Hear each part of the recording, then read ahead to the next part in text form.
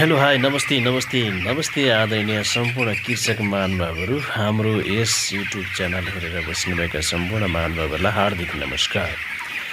विशेष गरी कुखुरा पाल्ने आदरणीय कृषक महानुभावहरू यो चिसो समयमा मङ्सिर पुष माघसम्म कुखुराका चल्लाहरू कसरी तातो बनाएर न्यानो बनाएर हुर्काउने भन्ने कुरा यो भिडियोबाट यहाँलाई देखाउन गइरहेको छु। हेर्नुहोला, हेर्नुहोस्, चल्ला हुर्काउनको लागि विशेष गरेर तपाईहरुले माटोको घरमा हुर्काउनु भयो भने अति उपयुक्त हुन्छ र राम्रोसँग चल्लाहरू हुर्किन्छन्।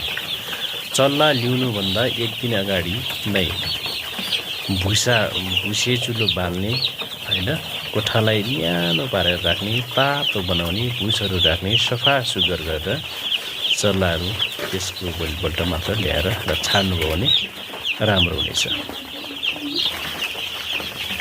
हेर्नुहोस्, तातो ठाउँमा यसरी चल्लाहरू मजाले छरिएर एक आपसमा हिँडिरहेका छन्। र चल्ला अलि ठुला भइसकेपछि, अलि हुर्किसकेपछि चल्ला चाहिँ यसरी तपाईले कुखुराको खोर भनौँ न, कुखुराको खोरको साइज अनुसार चल्लाहरू ल्याएर छोड्नुपर्ने हुन्छ। पातलो बनाउनुहोस्, त्यसको चाहिँ एरिया अनुसार कुखुराहरू ल्याएर राख्नुभयो भने, चल्ला राख्नुभयो भने राम्रोसँग हुर्किनेछ। धेरै अवस्था कुखुराको खोर चाहिँ सानो छ अनि चल्लाहरू चाहिँ कुखुरा चाहिँ धेरै राख्नुभयो भने पनि मर्ने सम्भावना बढी हुन्छ। खुल्ला हुनुपर्यो वरिपरि, सफा सुग्घर, पानी विशेष गरेर पानी अब युज गरिसकेपछि बट्टाहरू सधैँ रेगुलर सफा गर्नुपर्छ। कुखुराको खोर वरिपरि बाहिरतिर खुल्ला भयो भने राम्रो हुन्छ।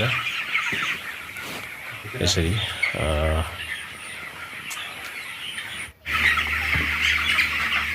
हाम्रो चाहिँ चल्ला यति ठुल्ठुला भइसक्यो भने चाहिँ लगभग यी चल्लाहरू, यी कुखुराहरू 30-35 दिनका लगभग 25 देखि 30 दिनका चल्लाहरू यत्र भइसकेका छन्। सफा छ। बेला बेलामा हिलो भयो भने कुखुराले फोहोर गरे, धेरै हिलो बनायो भने बेला बेला टाइममा चाहिँ भुसाहरू थपिरहनुपर्छ है। त्यसो गर्दा उमानो हुन्छ, कुखुरालाई चिसो लाग्दैन।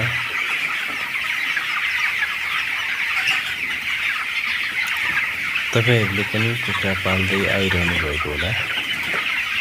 कुखुरा रेगुलर पाल्ने मान्छेहरूलाई प्राय सबै कुराहरू थाहा हुनेछ।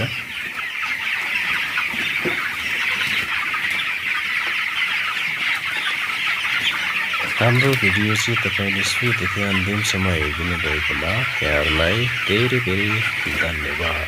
यस्तै भिडियोहरू हेर्न चाहनुहुन्छ भने हाम्रो यस युट्युब च्यानललाई लाइक, कमेन्ट, सेयर, सब्सक्राइब सबै थोक गरिदिनु होला। हस्, थ्याङ्क यू, धन्यवाद।